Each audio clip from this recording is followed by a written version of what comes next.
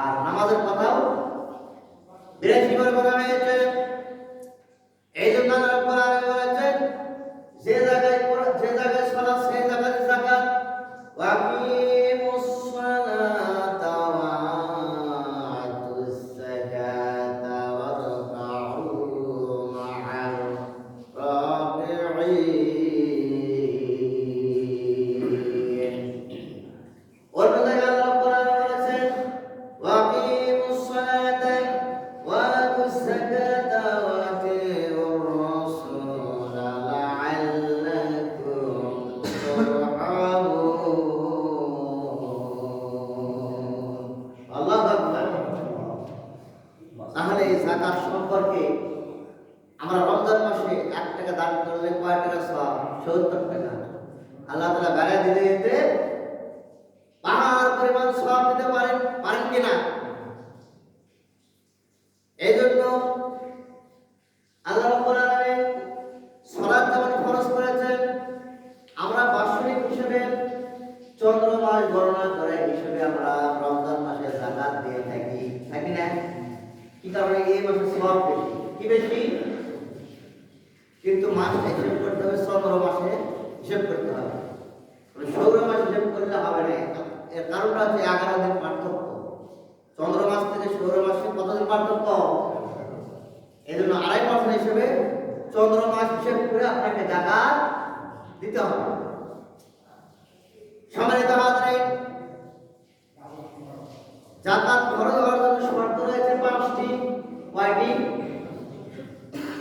5টি ক্যাটাগরির মধ্যে যদি আপনি পড়ে যান, আপনার উপর যাকাত ফরজ হয়ে যাবে। 1 নম্বর হচ্ছে নিসাব পরিমাণ মাল থাকতে হবে। কি পরিমাণ? নিসাব পরিমাণ মাল যদি আপনার যখন হবে তখন আপনি খাতায় লিখে রাখবেন যে আজকে আমার উপর যাকাত ফরজ। তাহলে আজ থেকে 1 বছর যখন হবে তখন আমি যাকাত দেব। নিসাব পরিমাণ আল্লাহ রাব্বুল আলামিন এখানে 2টা কথা বলেছেন। 1 নম্বর হচ্ছে 7.5 তোলা স্বর্ণ বা 7.5 ভরি স্বর্ণ অথবা 52 তোলা রূপা। যদি আপনার এই 7.5 তোলা স্বর্ণ যদি না থাকে তাহলে আপনাকে 52 তোলা রূপা আপনাকে হিসাব করতে হবে। আপনি স্বর্ণকারের দোকানে চলে যাবেন, বলবেন ভাই 52 তোলা রূপার দাম কত?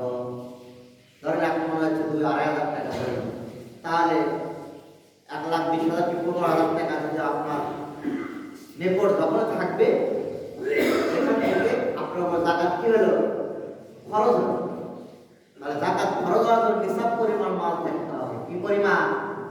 নিসাব 52 তোলা রূপা 7.5 ভরি, যেখানে একটা থাকলেই হবে। যেখানে কয়টা? একটা থাকলেই হবে। যদি 7.5 ভরি সোনার মূল্য যদি না হচ্ছে, দেখা যাচ্ছে হচ্ছে না, কম হচ্ছে, তখন আপনি 52 তোলা বা ভরি রূপা হিসেবে আপনাকে যাকাত দিতে হবে। এটা হচ্ছে 1 নম্বর শর্ত। 2 নম্বর শর্ত হলো আপনার 1 বছর পূর্ণ হওয়া শর্ত। 1 বছর পূর্ণ হতে হবে। 1 বছর যখন নিসাব পরিমাণ মালটা আপনার হয়ে গেল, এই সম্পদ আপনার 1 বছর পূর্ণ না হওয়া পর্যন্ত যাকাত ফরজ হবে। তবে এখানে কিছু শর্ত রয়েছে, সেটা পরে ভাবে আমি বলছি। 1 নম্বর নিসাব পরিমাণ মাল থাকতে হবে। 2 নম্বর 1 বছর পূর্ণ হতে হবে। 1 বছর পূর্ণ হতে হবে। 3 নম্বর শর্ত হলো নিজস্ব মাল হতে হবে। ধার করা মাল হয় না, কেউ কর্জ দিয়েছে এমন হয় না, আপনার কাছে কয়েকজন রাখার জন্য সম্পদ দিয়েছে, ধার দিয়েছে, আমানত হিসেবে রেখেছে, এই সম্পদের যাকাত হবে। নিজস্ব মাল থেকে আপনাকে আপনার মাল হতে হবে, আপনার আওতায় আসতে হবে, তাহলে সেই সম্পদে কি করবো আমরা? যাকাত দেব। এটা 3 নম্বর শর্ত। 4 নম্বর শর্ত হলো নিজের প্রয়োজনীয় আপনার সংসার পরিচালনা করতে গিয়ে আপনার খরচ, আপনার স্ত্রীর খরচ, আপনার সন্তানদের খরচ, সমস্ত খরচ ব্যয় করার পর অতিরিক্ত যে সম্পদ থাকবে এই সম্পদ থেকে আপনাকে যাকাত দিতে হয়। বলেন সুবহানাল্লাহ। আল্লাহ তাআলা বিধানটা কত সহজ করে দিয়েছে। তা সুন্দরভাবে খানা পিনা করবে, পোশাকাদি করবে, স্ত্রী পরিবার সন্তান সন্ততি সব সুন্দরভাবে পরিপালন করার পর যে সম্পদটা অতিরিক্ত থাকবে সেই সম্পদটা কি দেওয়া লাগবে? যাকাত দিতে হবে। 5 নম্বর শর্ত হলো ঋণ থাকা যাবে না। ঋণ যদি থাকে তাহলে সেটা পরিশোধ করতে হবে। ঋণ যদি থাকে তাহলে কি করতে হবে? পরিশোধ করতে হবে। এখানে একটা কথা আছে, যদি আপনি মনে করেন আপনার 5 লাখ টাকা ঋণ রয়েছে, কিন্তু যাকাত তো দেখা যাচ্ছে আপনার 1,20,000 হলে আপনার উপর যাকাত খরচ। কি বলেন? যাকাত খরচ। দেখা যাচ্ছে 5 লাখ টাকা ঋণ আছে, কি করবেন? এখন দেখতে হবে যে এই ঋণটা যদি একবারে পরিশোধ করতে হয়, একসঙ্গে এখনই, তখন তাহলে পরিশোধ করতে হবে। আরেকটা ক্যাটাগরি, যে আপনি 5 লাখ টাকা ব্যাংক থেকে নিয়েছেন কিস্তি ভিত্তিক। কি ভিত্তিক? মাসিক কিস্তি। তাহলে এখানে আপনাকে ধরতে হবে 12টা কিস্তি। কয়টা কিস্তি? যেহেতু মাসিক বাৎসরিক হিসেবে আপনাকে যাকাত দিতে হবে, এই জন্য আপনাকে 12 মাসে যে কিস্তি হয়, যে কয়েকটা কিস্তি, সেই কয়েকটা কিস্তি আপনাকে বাদ দিয়ে আপনাকে যাকাত দিতে হবে। বলে সুবহানাল্লাহ। সমাজ উপস্থিতি, এই জন্য যারা ব্যবসাদার, ব্যবসায়িক যারা, তারা সুন্দরভাবে মনে করেন তার 5 লাখ টাকা আগে থেকেই, তারপর যাকাত খরচ, আগে থেকেই যাকাত খরচ, আর সেই টোটাল মাল হিসাব করবে। এরপরে হিসাব করবে সে ওই মাল থেকে কত টাকা লাভ করবে, এটাই হিসাব করবে। এরপরে সে হিসাব করবে, অনেক বেশি উপহার দেয় না, গিফট দেয় 1 লাখ 2 লাখ, সেটাকে হিসাব করবে। তাহলে যারা ব্যবসাদার তারা টোটাল লাভ করবে, হিসাব করে যে টাকাটা হবে সেই টাকারই 2.5% লাখে 2.5 টাকা যাকাত দিতে হবে। বলেন সুবহানাল্লাহ। আর যার উপর কি নাই, যাকাত খরচ হয়নি, তাহলে সেটা কথাই। আর একটা কথা এসেছে যে স্ত্রীদের স্বর্ণের যাকাত দিতে হবে কিনা, ব্যবহারকৃত স্বর্ণের যাকাত দিতে হবে কিনা। একটা কথা আপনারা মনে রাখবেন, যদি আপনার উপর যাকাত খরচ হয়ে যায়, তখন আপনার ব্যবহারকৃত স্বর্ণের হিসাব করে আপনাকে যাকাত দিতে হয়। আল্লাহু আকবার। আর যদি যাকাত আপনার তো খরচ হয় না, 4 আনা 8 আনা সোনা রয়েছে, তখন সে যাকাত দিতে হবে না। এটা হচ্ছে 1 নম্বর কারণ। অনেকে মনে করে যে ব্যবহারকৃত বস্তু পণ্যের যাকাত দিতে হবে না, সেটা হচ্ছে আপনার ফ্রিজ থাকতে পারে, থাকে না? ফ্রিজ আছে না, আপনার মোটরসাইকেল থাকতে পারে, আপনার গাড়ি থাকতে পারে, এইগুলো ব্যবহারকৃত পণ্যের যাকাত দিতে হবে না। কিন্তু স্বর্ণরূপা যদি আপনার নিকট থাকে, এটা অবশ্যই হানাফি মাযহাবের মধ্যে আপনাকে হিসাব করে কয় আনা রয়েছে সব কিছু হিসাব করে যাকাত দিতে হবে। কিন্তু শর্ত হলো আপনার যদি যাকাত খরচ হয় তখন ব্যবহারকৃত স্বর্ণের যাকাত দিতে হবে, যদি খরচ না হয় তখন দিতে হবে না। সময় দাও উপস্থিতি, আমাদের জন্য এই 5টা শর্ত যদি এসে যায় তাহলে আমরা কি করব? এই রমজান মাসে যাকাত দেব। যদি আমরা রমজান মাসে যাকাত দিয়ে দেই, আল্লাহ রাব্বুল আলামিন আপনার সম্পদটা বাড়িয়ে দিতে পারে। সুবহানাল্লাহ। আপনার আমি কয়েকটা পয়েন্ট নিয়ে আলোচনা করব ইনশাআল্লাহ। এর মধ্যে যাকাত দিলে আপনার দুনিয়ার উপকার কি আর আখিরাতের উপকার কি। দুনিয়ার উপকার রয়েছে, লাভ রয়েছে, আখিরাতেও কি রয়েছে? লাভ রয়েছে। 1 নম্বর হলো আপনার যাকাতের গুরুত্বটা কি, তাৎপর্যটা কি। যাকাত দিলে আপনার গুরুত্ব, যাকাত দিলে আপনার দুনিয়ার লাভটা কি হবে, এই বিষয়ে বলা হয়েছে। 1 নম্বরে যদি আপনি যাকাত দেন, দুনিয়ারটা লাভ হবে, আপনার সম্পদটা আল্লাহ তাআলা বরকত দিয়ে ভরপুর করে দেবে। বলেন সুবহানাল্লাহ। সুবহানাল্লাহ। সম্পদটা বাড়িয়ে দিবেন, বৃদ্ধি করে দিবেন কে? কিন্তু যাকাত দিতে হবে। যাকাত দিতে হবে কি মাস হিসেবে? চন্দ্র মাস হিসেব করে, আরবি মাস হিসেব করে। সৌর মাস হিসেব করে নয়। তাহলে আপনি যদি যাকাত দেই, সম্পদ বাড়িয়ে দিবেন কে? বরকত দিবেন কে? এটা হচ্ছে আমার সবচেয়ে গুরুত্বপূর্ণ। কারণ আল্লাহ রাব্বুল আলামিন যখন আপনি যাকাতটা দিবেন, আল্লাহ রাব্বুল আলামিন তার কিয়ামতের ময়দানে যখন আপনি উঠবেন, দেখবেন যে আপনার পাহাড় পরিমাণ সওয়াব। ওই ব্যক্তি আল্লাহ রাব্বুল আলামিন এত সওয়াব আসলে কোথায় থেকে? আল্লাহ রাব্বুল আলামিনের বান্দা শোনো, জমিনের মধ্যে তুমি দান করেছিলেন, যাকাত দিয়েছিলেন, আমি ওই দানের টাকা বসে ধান সামনে বাড়িয়ে দিতে দিতে দিতে পাহাড় পরিমাণ সওয়াব দিয়েছিল। আল্লাহু আকবার। এই জন্য আমরা সবসময় রমজান মাসে যাকাত দেবো ইনশাআল্লাহ। যতটুকু পারি এই রমজান মাসে দান করবো, যাকাত দেবো। নবী করিম সাল্লাল্লাহু আলাইহি ওয়াসাল্লাম বলেছেন, তোমরা জাহান্নাম থেকে যদি বাঁচতে চাও, একটা খেজুরের অর্ধেক করে দান করো। বলো সুবহানাল্লাহ। এত সব রমজান মাস। সময় দেওয়া পরিস্থিতি 2 নম্বর হলো যাকাত দিলে আল্লাহ রাব্বুল আলামিন আপনার জীবনের গুনাহ খাতা maaf করে দিবেন। কি maaf করবেন? আমরা গুনাহ করি নাই, গুনাহ করছি না? জীবনে অনেক গুনাহ করেছি, মিথ্যা কথা বলেছি, চগলখড়ি করেছি, পরের হাত মারা খাইছি, গুনার শেষ নাই। কি আছে? গুনার শেষ নাই। যখন আপনি আল্লাহর সন্তুষ্টির জন্য যাকাত দেবেন, যাকাত দেওয়ার কারণে আল্লাহ রাব্বুল আলামিন আপনার জীবনের গুনাহ খাতা maaf করে দেবেন। আল্লাহু আকবার।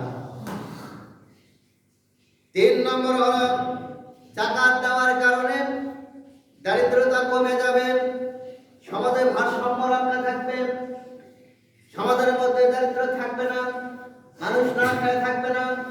এর কারণটা হলো যাকাতের হকটা হচ্ছে গরিব মিসকিনের, গরিব মানুষের যাকাতের হক কার? কিন্তু আজকে আমাদের উল্টা, আজকে গরিবেরাই গরিবদের দারিদ্রদের যাকাত নিতে হয়, যাকাত নিতে হয়।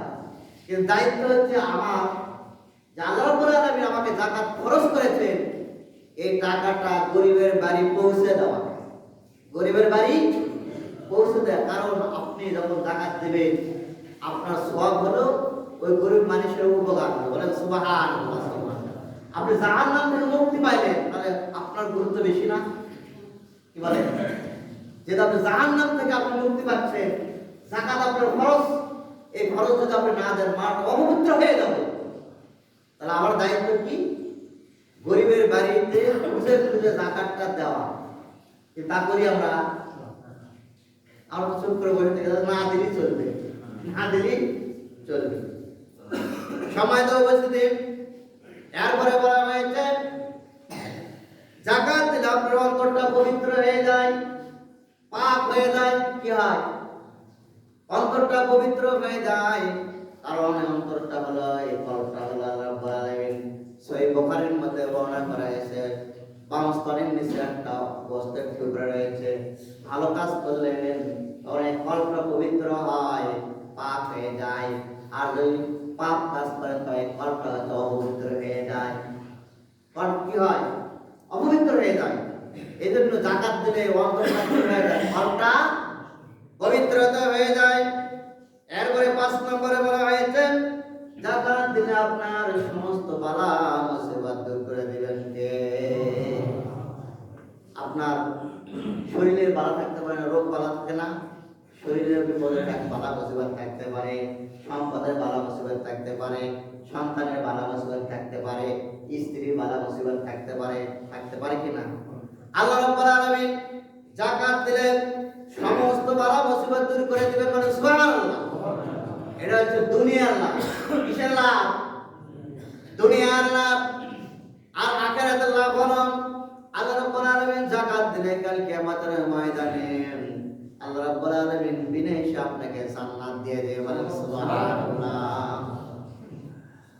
কাল কিয়ামতের ময়দানে একটা দরজা থাকবে, বাবুস সালাহ নামে একটা দরজা।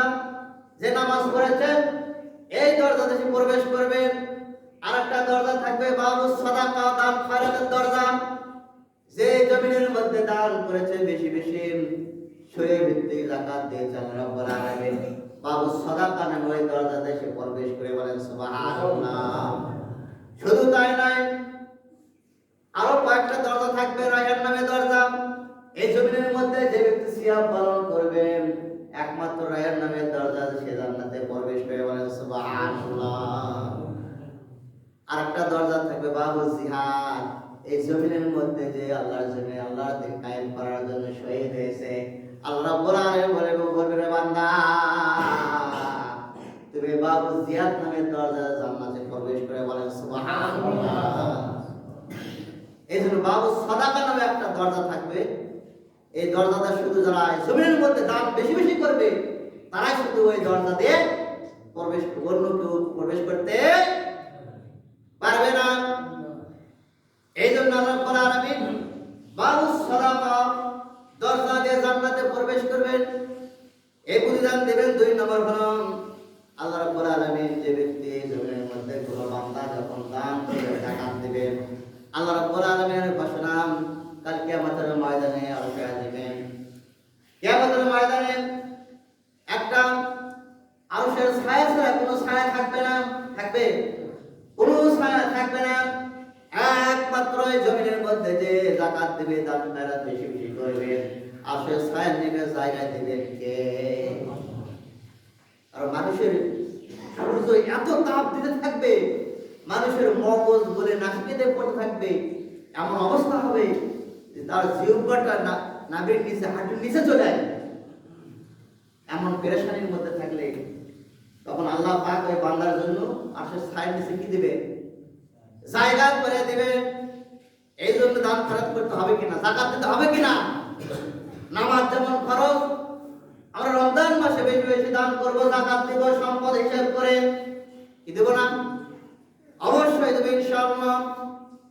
এরপরে বলা হয়েছে কাল কিয়ামতের ময়দানে আল্লাহ রাব্বুল আলামিন আপনার হিসাবটা সহজ করে দেবেন। আল্লাহু আকবার। আচ্ছা বলেন তো, আপনি ফজর থেকে নিয়ে মাগরিব পর্যন্ত একটা দিনে হিসাব দিতে পারবেন? কত কেজি পানি খাইছে, কত লম্বা খানা খাইছে?